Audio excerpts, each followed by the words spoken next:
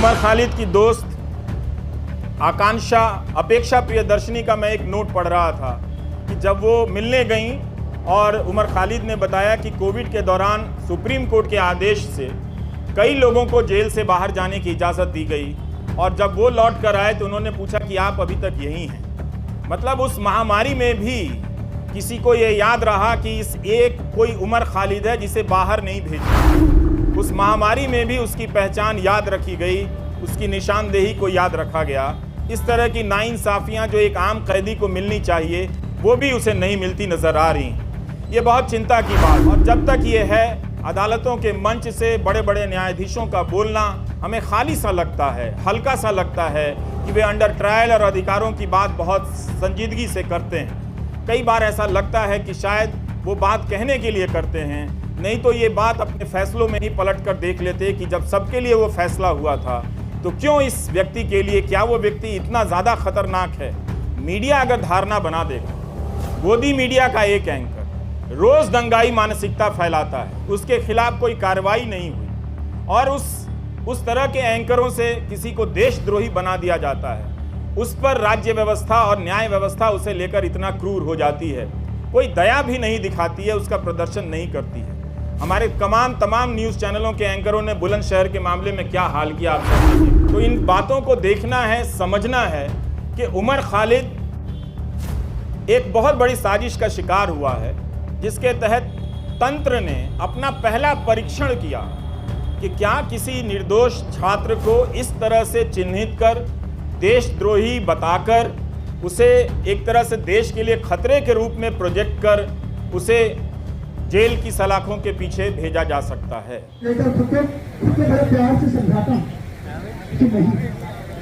इस दिल्ली में इस तरह के मुद्दे पर ऐसे आयोजन की जगहें भी बहुत सीमित होती जा रही।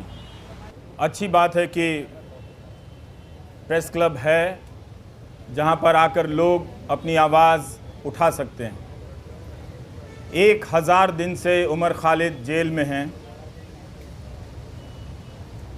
1000 दिन हो गए, ना तो ट्रायल शुरू हुई, ना ज़मानत मिली। हमने तमाम बहसों में, कानून के फ़ैसलों में यही पढ़ा और समझा, अदालतों की टिप्पणियों में देखा और जाना कि ज़मानत अधिकार है और जेल अपवाद है। लेकिन 1000 दिन उमर खालिद के जेल में ही हो गए। और आज आप सभी जो भी इस मौके पर यहाँ जमा हैं, जिन्होंने ट्विटर पर लिखा है और आप सबके सैकड़ों मोबाइल फ़ोन के ज़रिए जो लाइव लोग देख रहे हैं, उन सब ने एक बहुत बड़ा काम किया है। पूरी कोशिश यही है कि उमर खालिद की लड़ाई भुला दी जाए, लेकिन आप सब ने आकर जता दिया कि लड़ाई भुलाई नहीं जा सकेगी। उसकी अकेले की लड़ाई अंदर की है, लेकिन बाहर भी आप उसकी यातनाओं को जो वो झेल रहे हैं उसे आप महसूस करते रहेंगे। हमने पिछले 9 सालों के दौरान राज्य की हिंसा करने की क्षमता को बदलते हुए देखा है। अब राज्य अपनी पार्टी, गोदी मीडिया और आईटी सेल के ज़रिए आप पर मानसिक हिंसा करता है, आपको बदनाम करता है। और इसकी शुरुआत अगर ठीक तरीके से देखी जाए, संगठित तरीके से देखी जाए, तो उमर खालिद से होती है। जब वो अनजाने में उन टीवी चैनलों के स्टूडियो में चले गए इस उम्मीद में कि इन चैनलों के ज़रिए किसी की बात रखी जाती है, किसी का पक्ष रखा जाता है, मगर जब तक वो जाते तब तक चैनलों ने अपना रुख हमेशा के लिए आने वाले 10-12 साल और न जाने और कितने साल के लिए बदल लिया था। तो उस गोदी media, IT cell, political party के ज़रिए एक पीएचडी के छात्र को देशद्रोही के रूप में स्थापित कर दिया गया। समाज की नज़र में उसे कमज़ोर कर दिया गया, जो पहले से ही कमज़ोर था। हमारी आपकी तरह पढ़ने लिखने वाला एक लड़का था जो नहीं जानता था कि उसके पीछे इतनी तैयारी से सिस्टम ने हमले के सामान जुटा लिए। दूसरा तरीका राज्य ने अपनी हिंसा का ये बदला, ये आप सभी जो सुन रहे हैं उसे समझना भी चाहिए कि पहले राज्य कानून की धाराओं की आड़ में छिपकर हिंसा करता था, लेकिन अब हिंसा करने के लिए वो कानून बनाने लगा है ताकि वो खुलकर हिंसा कर सके। ये बदलाव आया है और आज राज्य हम सब देख रहे हैं। सिर्फ उमर खालिद नहीं हैं, शोमा सेन भी हैं भीमा कोरेगांव केस में 5 साल से अंडर ट्रायल हैं।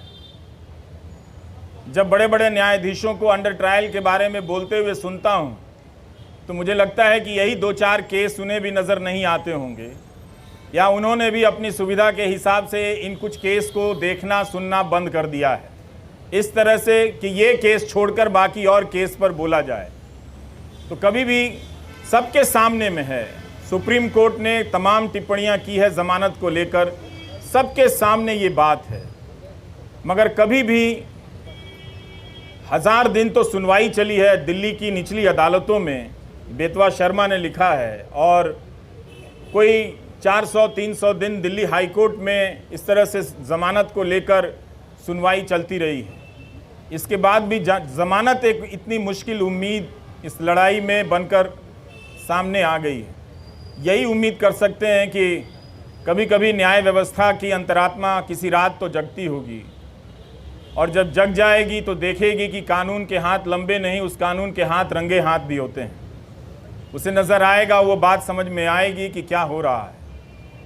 हम सब ने यह भी देखा है कि मीडिया के स्पेस से उमर खालिद को धीरे धीरे पीछे की तरफ धकेल दिया गया, किनारे कर दिया गया, ताकि भुलाने की प्रक्रिया में तेज़ी आए।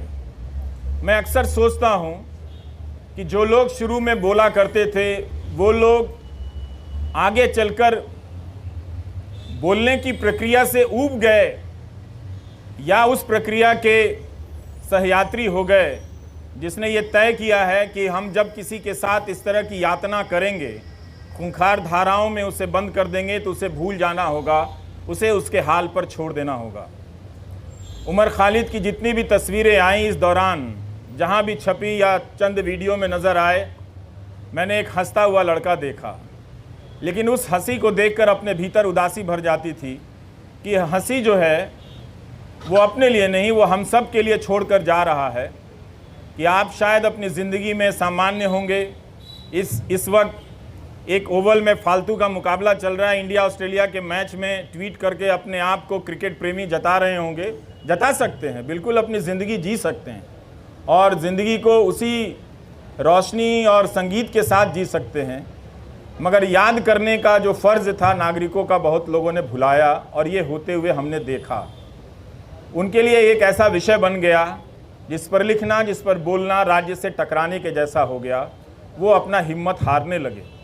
लेकिन यहाँ आकर यही लगा कि शायद मैं उन 2-4 लोगों की परवाह कर रहा था। आप 1000 लोगों को, सैकड़ों लोगों को नहीं देख रहा था जो आप राज्य से लड़ रहे हैं। राज्य कई तरह के सेंसर लगा रहा है, लेकिन फिर भी आप बातों को पहुंचाने के लिए अपने कैमरे हाथ में थाम कर उठाकर खड़े हैं।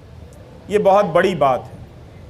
मैं याद करना चाहता हूं उमर के साथ आज बेतवा शर्मा को भी, जिन्होंने दिल्ली दंगों के मामले में शानदार रिपोर्टिंग की, आज भी की है बेतवा ने, और पहले भी सफूरा के मामले में उन्होंने शानदार रिपोर्टिंग की, और जिसकी वजह से लोगों ने जाना कि नताशा नरवाल, देवांगना कालिता, इन सब के साथ क्या हो रहा है। इन्हें ज़मानत मिली, लेकिन उमर खालिद को ज़मानत नहीं मिली।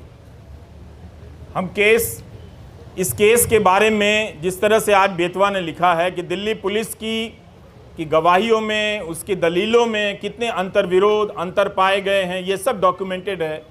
और आप सभी को पढ़ना चाहिए कि एक पत्रकार ने, और पत्रकारिता सीखने के लिए भी पढ़ना चाहिए कि अपनी उस बात को कहने के लिए बेतवा शर्मा और उनकी टीम ने कितने 1000 पन्नों के दस्तावेज़ों को पलटा होगा, और उनके वकीलों ने जो उमर के साथ लड़ रहे हैं, उन लोगों ने कितनी कानून की किताबों को पलटा होगा कि इंसाफ और ज़मानत तक के दरवाजे तक उमर खालिद को ले जाएं। मगर लगता है कि वो दरवाज़ा, उस दरवाजे तक पहुंचने का रास्ता बहुत लंबा कर दिया जा रहा है, या शायद उमर खालिद के लिए ही बहुत लंबा है, या शोमा सेन के लिए बहुत लंबा है। स्टेन स्वामी के लिए तो वो दरवाज़ा कभी उस दरवाजे तक पहुंच ही नहीं पाए, इस दुनिया से चले गए। और भीमा कोरेगांव केस में क्या हो रहा है ये सब हम सब देख रहे हैं। नेहा मसीह ने कितनी बार इन सब चीज़ों को याद करने की ज़रूरत है। वॉशिंगटन पोस्ट के ज़रिए रिपोर्ट की कि भीमा कोरेगांव केस में लोगों के कंप्यूटर में फर्जी फाइलें डाल दी गईं जिससे उन्हें प्रधानमंत्री की हत्या की कथित साजिश के आरोप में आरोपी बनाया जा सके, और लोग इन धाराओं में, इस मामले में कई महीनों से जेल में हैं। इसलिए उमर को याद करना, उमर के साथ साथ इन तमाम मामलों में बंद कर दिए गए लोगों को याद करना भी है। और ये अच्छी बात है कि रोना विल्सन को कोई याद नहीं कर पाता है, सोमा सेन को कोई याद नहीं कर पाता है। वो कुछ बंदिशें लगी हैं, याद करने वालों ने अपने लिए कुछ कायदा चुन लिया है कि हम इन्हें याद करेंगे, इन्हें याद करने में ज़्यादा सुरक्षा है, इन्हें याद करने में ज़्यादा ख़तरा है, तो वो अपनी सुविधा के हिसाब से किसी को याद करते हैं, किसी को याद नहीं करते हैं। तो उसमें उमर खालिद की जगह अब भी ऐसी बनी हुई है, आप लोगों ने बना कर रखा है कि आप लोग उसे याद करेंगे, और जब भी उसे याद करेंगे उसके चेहरे के साथ साथ इन सभी चेहरों का चेहरा सामने आएगा। और आपके पिता SQR इलियासी जी, जब हम अपनी रिपोर्टिंग की दुनिया में कदम रख रहे थे तो आपके पास न जाने कितनी मर्तबा हम लोग अपने कैमरे को लेकर गए हैं, और एक ज़िम्मेदार नागरिक के तौर पर आपके बयान लेने के लिए मैंने आपकी चौखट पर तमाम बड़े मीडिया को देखा है जो अब शायद आपसे दूरी बनाता होगा, किसी एहतियात की चिंता में या किसी सरकार की चिंता में, वो जो भी है। लेकिन प्रेस क्लब की ये सभा आश्वस्त करती है कि राज्य के पास ताकत तो बहुत है, लेकिन आप लोगों के पास इरादे भी कुछ कम नहीं हैं। आप लोग याद कर रहे हैं उसे, इस 1000 दिन को आपने यूँ खाली जाने नहीं दिया, याद करके बता दिया कि नाइंसाफ़ियाँ जहाँ जहाँ दर्ज है हम उन्हें पहचानते रहेंगे, उनके बारे में हम लौटते रहेंगे और लोगों को बताते रहेंगे। हम और आप यही काम कर सकते हैं, इस उम्मीद में कि कभी ना कभी किसी का ईमान जागेगा, और ईमान जागता है, और लोग उन फैसलों को पलट कर देखेंगे, उन गवाहियों को देखेंगे। दिल्ली पुलिस में भी बहुत सारे अच्छे लोग हैं, वो लोग समझेंगे कि उनके हाथ से किस तरह की नाइंसाफ़ी हो रही है। उनकी रातों की नींद भी ख़राब होगी किसी वक्त में, जब वो खुद किसी नाइंसाफ़ी के दौर से गुजर रहे होंगे, तो अपने द्वारा की गई नाइंसाफ़ियों को याद तो करेंगे ही। हम सब याद करते हैं, वो भी इंसान है, वो भी याद करेंगे। लेकिन उमर खालिद के लिए लगता है कि सब कुछ एक कठोर दरवाज़ा बना दिया गया है, लकड़ी का ऐसा दरवाज़ा जहां इंसान नहीं खड़ा है, लकड़ी का कुछ लकड़ी की मूर्तियां ही बनी हुई हैं, वही फैसले ले रही हैं, उनका शायद दिल नहीं धड़कता है। हम कोशिश करते रहेंगे कि उमर खालिद के साथ जो मामला है उसको उठाते रहें, आप लोग बोलते रहें। बोलने के लिए बहुत ज़रूरी है कि इस केस के डिटेल में जाएं, जिस तरह से बेतवा शर्मा ने आज रिपोर्टिंग की है। इतनी बड़ी मीडिया की फ़ौज है इस दिल्ली शहर में, पूरे देश की मीडिया को ख़त्म कर दिया गया कि दिल्ली में मीडिया है, क्योंकि नेशनल मीडिया है, वो राज्यों और ज़िलों की परवाह करता है। लेकिन अंत में ये नेशनल मीडिया भी ख़त्म हो गया, और आज आपके बीच उसकी मौजूदगी नज़र नहीं आती है। कोई हाथ उठाकर नहीं कह सकता कि हाँ वो यहाँ पर खड़ा है और उसके चैनल पर उसका लाइव प्रसारण हो रहा है। अगर कोई ऐसा है तो उसके लिए ताली बजा दीजिएगा, नहीं तो आप सब अपनी निष्ठा और अपने कर्तव्य निष्ठा के प्रति खुद ही ताली बजा लीजिए, आपके लिए तो कोई आएगा नहीं। इस धूप में आप लोगों ने इतनी मेहनत की है, बहुत बहुत शुक्रिया कि हम सब ने आज उमर खालिद को याद किया है।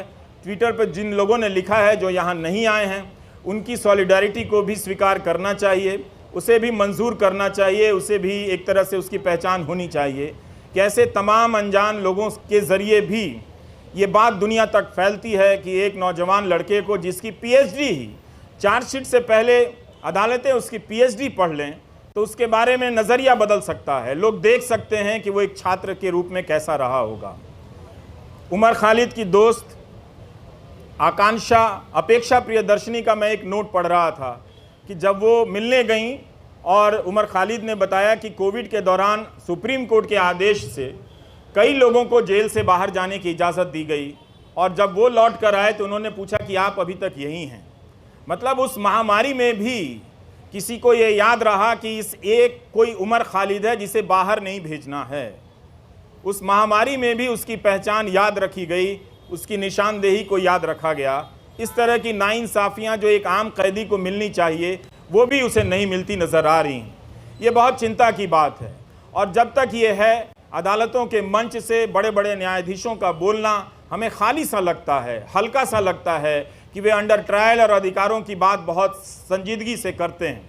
कई बार ऐसा लगता है कि शायद वो बात कहने के लिए करते हैं, नहीं तो ये बात अपने फैसलों में ही पलट कर देख लेते कि जब सबके लिए वो फैसला हुआ था तो क्यों इस व्यक्ति के लिए, क्या वो व्यक्ति इतना ज़्यादा खतरनाक है। मीडिया अगर धारणा बना देगा, गोदी मीडिया का एक एंकर रोज़ दंगाई मानसिकता फैलाता है, उसके खिलाफ कोई कार्रवाई नहीं हुई और उस तरह के एंकरों से किसी को देशद्रोही बना दिया जाता है, उस पर राज्य व्यवस्था और न्याय व्यवस्था उसे लेकर इतना क्रूर हो जाती है, कोई दया भी नहीं दिखाती है, उसका प्रदर्शन नहीं करती है। हमारे तमाम न्यूज़ चैनलों के एंकरों ने बुलंदशहर के मामले में क्या हाल किया आप सभी ने देखा होगा। वो कल्पना कर लेते हैं कि मूर्तियां जिन्होंने खंडित की वो किस समुदाय के हों, वो रिपोर्टिंग अब नहीं करते। इसी तरह से उन्होंने उमर खालिद के बारे में कल्पना कर ली और उसे वास्तविकता में बदल दिया।